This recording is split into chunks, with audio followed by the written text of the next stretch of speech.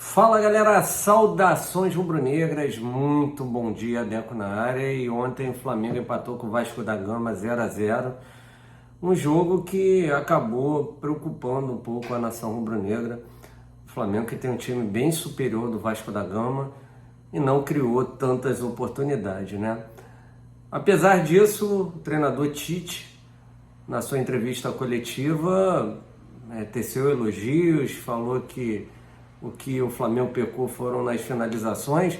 A gente vai falar sobre isso muito mais aqui no canal Deco SRN, então se você está chegando a primeira vez aqui, não deixe de se inscrever, deixar o seu like, compartilhar com os amigos e acionar o sino de notificação. Então, conforme a gente havia dito para vocês, 0-0 Flamengo e Vasco, conforme fizemos uma análise pré-jogo, tanto no canal Deco SRN quanto no Instagram, um vídeo de 5 minutos, com um sistema de jogo diferente que o Vasco da Gama veio, com 3 zagueiros, linha de 5, dando a bola para o Flamengo e tentando sair em transição ofensiva rápida, jogando em cima do erro do Flamengo.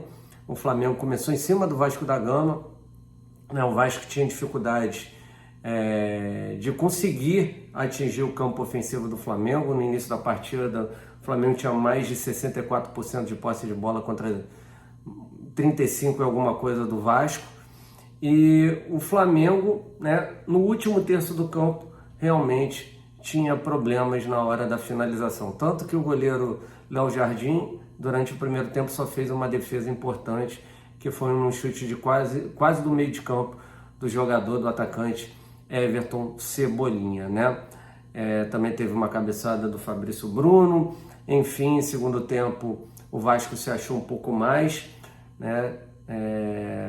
teve um lance inacreditável que o Léo Pereira tirou 2 vezes, em cima da linha, assim como aconteceu no primeiro tempo, e o Flamengo no final teve a oportunidade de fazer o gol de pênalti com o Gabriel Barbosa, que até entrou bem na partida, na minha visão, porém pecou, na batida de pênalti. Infelizmente o Flamengo empatou de 0-0.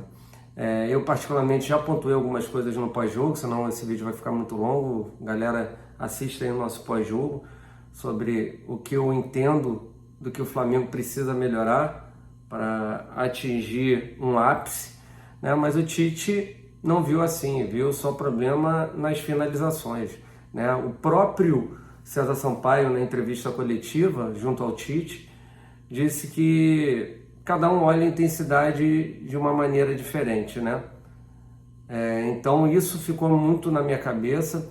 Para ele, para o César Sampaio, tudo que foi solicitado ao time do Flamengo foi compreendido e foi executado, exceto o último lance, e isso me preocupa,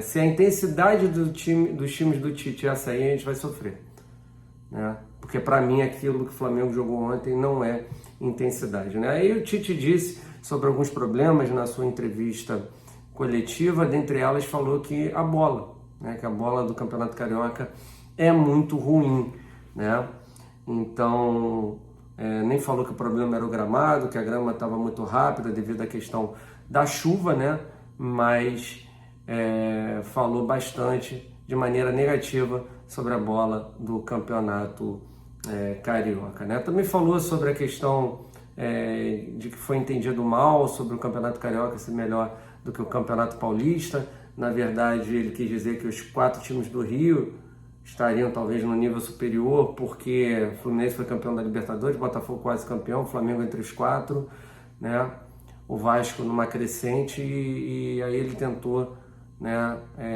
colocar realmente o que ele queria dizer, não que o campeonato em si, Campeonato Carioca, fosse mais forte do que o Campeonato Paulista, Falou também sobre a questão do posicionamento do De La Cruz, do meio campo com aqueles 4 jogadores, que a bola, na verdade, irá dizer se poderá manter esse mesmo time ou não.